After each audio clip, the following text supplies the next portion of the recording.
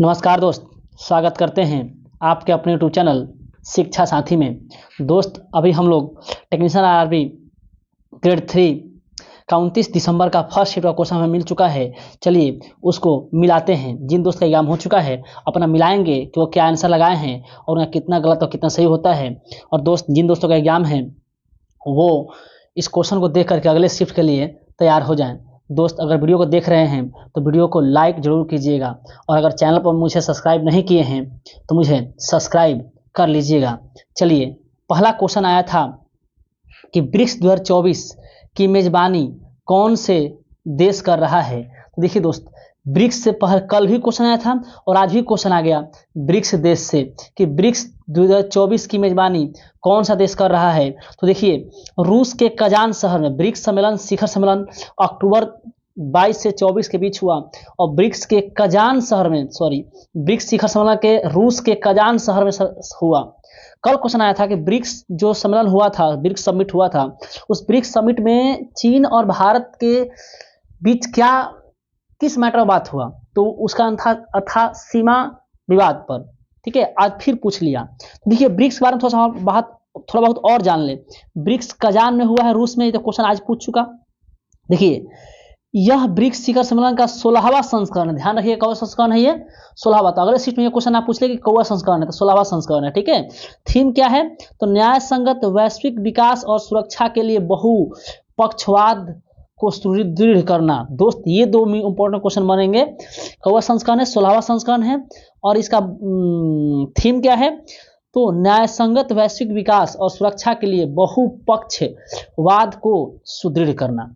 ठीक है, next question आया था, भारत के वर्तमान लोकपाल अध्यक्ष कौन है। ऐसा क्वेश्चन आया था कि भारत के वो कौन पूर्व न्यायाधीश है जो लोकपाल अध्यक्ष बनाए गए हैं। तो देखिए दोस्त, भारत के ये दूसरे लोकपाल हैं। ठीक है, पहले लोकपाल पिनाकी चंद्र घोष थे। ठीक है, कौन थे? पिनाकी चंद्र घोष थे।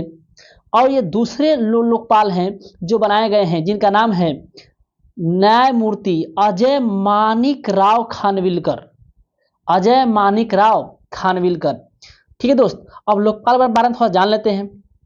देखिए, भारतीय लोकपाल ने 3 नए सदस्यों ने शपथ लिया। भारतीय लोकपाल में 3 नए सदस्यों ने शपथ लिया। अब अध्यक्ष न्यायाधीश अजय मानिक राव खानविलकर सहित 9 सदस्यों की संख्या पूरी हो गई है। मतलब लोकपाल में 9 सदस्य होते हैं, एक मुख्य सदस्य होते हैं और 8 उप अध्यक्ष होते हैं। ठीक है, जैसे अध्यक्ष एक होता है जो बन गए हैं अजय मानिक राव खानविलकर, और 8 को इसका सदस्य होते हैं। इसमें कुल 9 सदस्य होते हैं, अध्यक्ष सहित 9 सदस्य, ऐसे 8 सदस्य एक अध्यक्ष। ठीक है, न्यायमूर्ति खानविलकर भारत के दूसरे लोकपाल हैं, जबकि पहले लोकपाल कौन है? पिनाकी चंद्र घोष हैं, जो 2022 में सेवानिवृत्त हो चुके थे। 2 साल की सेवा प्राप्त भारत को सेवा दिए थे लोकपाल के रूप में। नेक्स्ट क्वेश्चन आपके एग्जाम में आया था, साल 2024 का ग्लोबल हंगर इंडेक्स में भारत का स्थान। अब मेरे दोस्त, मेरा कल का वीडियो खोलिए, उसे देखिएगा।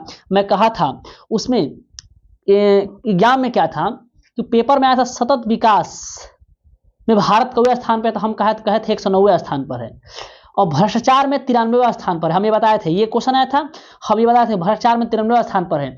हम कहे थे आप याद कर लीजिएगा, हंगर में 105 स्थान पर है और 161 स्थान पर है आपको मीडिया में।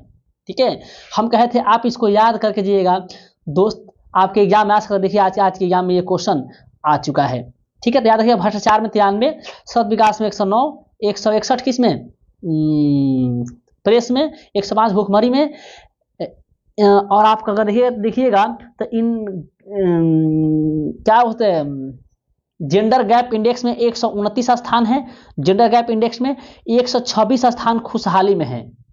ठीक है, क्या है? खुशहाली में 126 स्थान है। और आर्थिक छूट में भी 126 है। ठीक है, तो ये देखिए, खुशहाली में 126 है, गैप पर जेंडर गैप इंडेक्स में 129 है, भूखमरी में 105 है, 161 मीडिया में है, मतलब प्रेस में, 93 भ्रष्टाचार में है, सतत विकास 109 में है। आप ये सब ध्यान रखिएगा। चलिए, अगला क्वेश्चन आपके एग्जाम में आया था। देखिए, हंगर इंडेक्स में कुल 127 देश में से 105वें स्थान पर ये आए हैं। ठीक है, अगला क्वेश्चन आया था कि T20 वर्ल्ड कप 2024 का खिताब जीतने के बाद भारतीय क्रिकेट कंट्रोल बोर्ड ने टीम इंडिया को कितने रुपए दिए। देखिए, बीसीसीआई भी अलग से रुपए दी, ऐसा नहीं है, आईसीसी भी रुपए दी थी, लेकिन जब भारतीय क्रिकेट टीम ने जब T20 वर्ल्ड कप जीता तो बीसीसीआई ने 125 करोड़ रुपए आवंटित किया अपने खिलाड़ियों को। ठीक है, देखिए जो खिलाड़ी 15 खिलाड़ियों की जो स्क्वाड होती है उसमें हर प्लेयर को 5-5 करोड़ रुपए दी और हर रिजर्व प्लेयर को 2.5 करोड़ रुपए दी। आप ये भी फैक्ट याद रखिएगा। एक और क्वेश्चन आया हुआ है कि जुलाई 2024 में T20 का कप्तान किसे नियुक्त किया गया है, तो सूर्य कुमार यादव को बनाया गया है। ठीक है, और वनडे के और टेस्ट के कप्तान कौन है, रोहित शर्मा। ये अगले क्वेश्चन पूछ सकता है मेरे दोस्त, ध्यान रखिएगा। T20 कप्तान पूछ चुका है तो वनडे कप्तान पूछ सकता है। बीसीसीआई के बारे में आप अच्छे ध्यान रखिएगा, बीसीसीआई से क्वेश्चन भी पूछ सकता है। चलिए, 15 खिलाड़ियों का स्किल हो गया है। अगला क्वेश्चन था धातु अम्ल के साथ अभिक्रिया करके क्या बनाती है। देखिए दोस्त, अगर कोई भी धातु है, मान लीजिए NaHCl से अभिक्रिया की, कोई भी धातु अम्ल के साथ अभिक्रिया करेगी तो आपका लवण तथा जल बनाएगी। लवण तथा क्या बनाएगी, जल बनाएगी। सॉरी, कोई भी धातु अम्ल के साथ अभिक्रिया करेगी तो लवण और H2 गैस रिमूव करेगी। क्या करेगी, H2 गैस रिमूव करेगी, मतलब निकालेगी। तो देखिए, ये जब सोडियम HCl से अभिक्रिया करेगा तो बनेगा सोडियम क्लोराइड प्लस, ये देखिए सोडियम है और ये Na मतलब सोडियम क्लोराइड प्लस H2। ठीक है, तो लवण बनाता है। ठीक है, क्वेश्चन ये कहा था क्वेश्चन कि जब धातु अम्ल के साथ अभिक्रिया करेगी तो कौन सी गैस छोड़ती है, तो हाइड्रोजन गैस। क्या होगा, हाइड्रोजन गैस क्या बनाती है, लवण बनाती है। नेक्स्ट क्वेश्चन देखिए, यहाँ पे लिखा लवण और हाइड्रोजन निकलता है। अगला क्वेश्चन आपके आया था, अब मैं एक ये देखिए, ये इक्वेशन आगे काम आएगी दोस्त। ये विस्थापन और अभिक्रिया का इक्वेशन है। क्वेश्चन आपसे ये पूछा था कि जब अधिक अभिक्रियाशील धातु कम अभिक्रियाशील धातु को विस्थापित करता है, खैर मैं आगे डील करूंगा। ठीक है, ये क्वेश्चन आगे डील है, आगे है, ये क्वेश्चन आगे काम आएगा। ठीक है, चलिए अगला क्वेश्चन आया था ट्रिप्सिन निम्नलिखित में से किस में पाया जाता है। दोस्तों ये क्वेश्चन आया था नहीं आया था मैं कंफर्म नहीं बता सकता, लेकिन एक क्वेश्चन ये आया था कि पेप्सिन कहां से निकलता है। ऑप्शन था अमाशय, क्या था, अमाशय, या फिर अमाशय से कौन सा हार्मोन निकलता है, तो पेप्सिन। क्वेश्चन ये आपका आया था, या तो ये पूछा ये पेप्सिन कहां से निकलता है तो अमाशय से, या अमाशय से कौन निकलता है तो पेप्सिन निकलता है, ये क्वेश्चन आया था। देखिए, अमाशय की जगह पेट भी ऑप्शन में रह सकता है। अमाशय पेट, मुख्य रूप से अमाशय को ही पेट बोलते हैं। ठीक है, तो पेट से निकलता है पेप्सिन, चाहे अमाशय से निकलता है पेप्सिन। याद रख लीजिए, पिछले शिफ्ट का क्वेश्चन हुआ है, कल का क्वेश्चन है ये कि ट्रिप्सिन कहां से निकलता है, अग्नाशय से निकलता है। ठीक है, चलिए नेक्स्ट था एक डायोप्टर किसके बराबर होगा। तो मेरे दोस्त, एक डायोप्टर बराबर क्या होता है, 1/f होता है, और मतलब 1/, फोकस होता है, फोकस क्या मापते हैं, मीटर मापते हैं ना, तो 1/m बोलते हैं m इनवर्स। तो आपका ऑप्शन था 1m इनवर्स, इसके बराबर होगा। ठीक है, तो एक डायोप्टर बराबर होगा 1m इनवर्स के। ठीक है, चलिए नेक्स्ट क्वेश्चन देखिए, आप कुछ लिखे हैं, एक वही लिखे हैं, एक डायोप्टर लेंस या वक्रता दर्पण की प्रकाशीय शक्ति को मापने की इकाई है। मतलब कि प्रकाश की शक्ति को मापने की इकाई है, जब जहां जो लेंस जो प्रकाश की शक्ति को जितना ऑब्जर्व करता है ना, उसी की क्षमता को मापने की इकाई है ये। ठीक है, अगला क्वेश्चन आया था कि पौधे में ऊपर और नीचे की वृद्धि क्या कहते हैं, पौधे के तने, इसका था तने। पौधे में तने मतलब पौधा का ये पौधा हो गया मेरे दोस्त, मान लीजिए ये पौधा हो गया। ठीक है, इसका जो तना है कुछ नीचे वृद्धि करता है, कुछ ऊपर वृद्धि करता है। तो पौधे के ऊपर और नीचे वृद्धि करने क्या बोलते हैं। तो देखिए दोस्त, ऑप्शन में गुरुत्वानुवर्तन दिया होगा, तो गुरुत्वाकर्षण बल कहां लगता है, नीचे लगता है ना। तो तना अगर नीचे वृद्धि करेगा तो कहेंगे धनात्मक गुरुत्वानुवर्तन, और तना ऊपर वृद्धि करेगा तो कहेंगे क्या, ऋणात्मक गुरुत्वानुवर्तन। तो बच्चों कहना था गुरुत्वानुवर्तन ही ऑप्शन था। तो देखिए, पहले ऊपर दिया है ना, तो निगेटिव गुरुत्वानुवर्तन, और फिर नीचे वृद्धि करेगा ना तो पॉजिटिव गुरुत्वानुवर्तन। ठीक है, एक होता है प्रकाशानुवर्तन। अगर मान लीजिए ये तना है, किसी पेड़ का ये तना है, हाँ ये जड़ है। अगर ये तना ऊपर वृद्धि करेगा तो प्रकाश ऊपर होता है ना, तो प्रकाश की ओर वृद्धि करेगा तो धनात्मक प्रकाश अनुवर्तन, और तना नीचे वृद्धि करेगा तो प्रकाश से दूर जा रहा ना, तो ऋणात्मक प्रकाश अनुवर्तन। तो गुरुत्वानुवर्तन के फॉर्म में पूछेगा तो गुरुत्व बल के आधार पर देंगे, तना नीचे जाएगा तो गुरुत्व बल की ओर जाएगा तो धनात्मक, ऊपर जाएगा उल्टा जाएगा, गुरुत्व उल्टा जाएगा तो ऋणात्मक। अगर प्रकाशानुवर्तन ग्रुप में आपका अगले सीट में ऑप्शन आ सकता है, तो अगर प्रकाश की ओर तना ऊपर जा रहा है ना तो धनात्मक प्रकाशानुवर्तन, और तना नीचे आ रहा तो प्रकाश से दूर जा रहा है ना तो ऋणात्मक प्रकाशानुवर्तन। आपका ये गुरुत्वानुवर्तन में ऑप्शन दिया था, तो ऊपर जाएगा तो पहले निगेटिव होगा, नीचे जाएगा तो पॉजिटिव होगा। ठीक है, अगला क्वेश्चन आपका यहाँ में आया था 400 और 430 के बीच अभाज्य संख्या बताएं। हमको लगता है अभाज्य संख्या उसका घर परिवार बन चुका है, ससुरा हर शिफ्टों में अभाज्य संख्या से क्वेश्चन पूछ दे रहे बेटे। हाँ, तो 400 और 450 के बीच अभाज्य संख्याएं निकालना है। कह रहा है कि कौन कौन सी अभाज्य संख्या हो सकती है, हो सकता है पूछा होगा कितनी अभाज्य संख्या हो सकती है, या जितनी अभाज्य संख्या सबका योग निकालिए, या जिनके जितनी अभाज्य संख्या सबका औसत निकालिए, ये पूछ सकता है, पूछ सकता है ना ये। देखिए 400 450 के बीच अभाज्य संख्या लिखे हैं 401, 409, 419, 421, 431।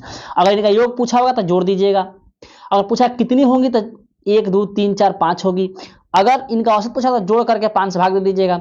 हाँ, आप कर सकते होंगे। चलिए नेक्स्ट क्वेश्चन आया था T20 जुलाई 2024 में भारत का कप्तान कौन बना? सूर्यकुमार यादव बना। ठीक है, और उप कप्तान कौन बना मेरे दोस्त? उप कप्तान जल्दी से कमेंट बॉक्स में जवाब दे दीजिए। उप कप्तान कौन बना था? शुभम गिल बना था। चलिए, कोशिका का बाहरी दीवार को क्या कहते हैं? देखिए कोई कोशिका है ना, कोई कोशिका, उसके बाहरी दीवार को बोलते हैं कोशिका झिल्ली, कोशिका झिल्ली। अब ये कंफर्म नहीं है कि ये किस कोशिका बात कर रहा है। पौधे की कोशिका हो तो कोशिका भित्ति होगा, और जंतु की कोशिका हो तो कोशिका झिल्ली होगा। ठीक है, अब कौन कोशिका बात कर रहा है ये तो कंफर्म नहीं है। तो देखिए अगर पौधे की कोशिका बात करेगा तो कोशिका भित्ति हो जाएगा, और जीवों की कोशिका भी जो जीव होते उसी बात करेगा तो कोशिका झिल्ली हो जाएगा। ठीक है, चलिए नेक्स्ट क्वेश्चन आपके यहाँ में आया था कि पेप्सिन शरीर के कौन से भाग से, देखिए क्वेश्चन आया था ना, पेप्सिन कहां से निकलता है? तो पेट से निकलता है। पेट मतलब आमाशय, क्या होगा? आमाशय। नेक्स्ट हमें क्वेश्चन क्या में आया था, कुछ क्वेश्चन भारत रत्न जुड़ा हुआ था कि क्या सचिन तेंदुलकर के अलावा किसी और को भारत रत्न मिला है? ऐसा कुछ क्वेश्चन था कि क्या सचिन तेंदुलकर के अलावा और किसी और को भारत रत्न मिला, ऐसा क्वेश्चन था, जिसका आंसर ए एंड बी, हाँ ए एंड बी दोनों होगा। आपके जो ए एंड बी मारे होंगे उनका सही है। ठीक है, चलिए नेक्स्ट क्वेश्चन आया था कि 24 कैरेट सोना क्या होता है? देखिए 24 कैरेट सोना एकदम शुद्ध सोना होता है, इसमें कोई भी मिलावटी नहीं होता है, ये पूरा 99.99% सोना होता है। ठीक है, चलिए नेक्स्ट सुना था लोकपाल का अध्यक्ष कौन से पूर्व न्यायाधीश बनाया गया? तो देखिए लोकपाल का अध्यक्ष पे मैं डील कर चुका हूं। ठीक है, कि अजय मानिकराव खानविलकर बनाया गया। कुल 9 इसके अध्यक्ष सहित सदस्य होते हैं, एक अध्यक्ष होता है और 8 सदस्य होते हैं। नेक्स्ट क्वेश्चन आया था अमाशय से क्या नहीं निकलता है? ऐसा कोई क्वेश्चन था मेरे दोस्त, अमाशय से क्या नहीं निकलता है। अब देखिए इस क्वेश्चन को ना ही मुझे आंसर मिल पाया ना सही से ये क्वेश्चन मिल पाया। ठीक है, अगला क्वेश्चन आया था कि काला जार रोग किसके कारण होता है? तो लिस्मेनिया परजीवी कारण, लिस्मेनिया परजीवी कारण काला जार रोग होता है। ठीक है, काला जार रोग किस होता है? लिस्मेनिया परजीवी कारण। अब अगला आपके एग्जाम में क्वेश्चन आया था इस किशोरावस्था के दौरान लड़कियों में होने वाला परिवर्तन क्या नहीं है? देखिए स्टेटमेंट बेस्ड क्वेश्चन था ये। ठीक है, और कहा था कि कोशिका के किशोरावस्था के दौरान लड़कियों में क्या परिवर्तन नहीं होता है। तो आपके ऑप्शन में एक ऑप्शन था आवाज का फटना। देखिए हम लोग जो पुरुष होते हैं हम लोग का धीरे धीरे आवाज भद्दा होने लगता है, लेकिन स्त्री जो आवाज होता है ये आवाज उनका जब किशोरावस्था आते हैं फिर भी आवाज नहीं फटती है। ठीक है, ये परिवर्तन नहीं होगा। चलिए अगला आपके एग्जाम में क्वेश्चन आया था कि फ्लोएम का क्या कार्य है?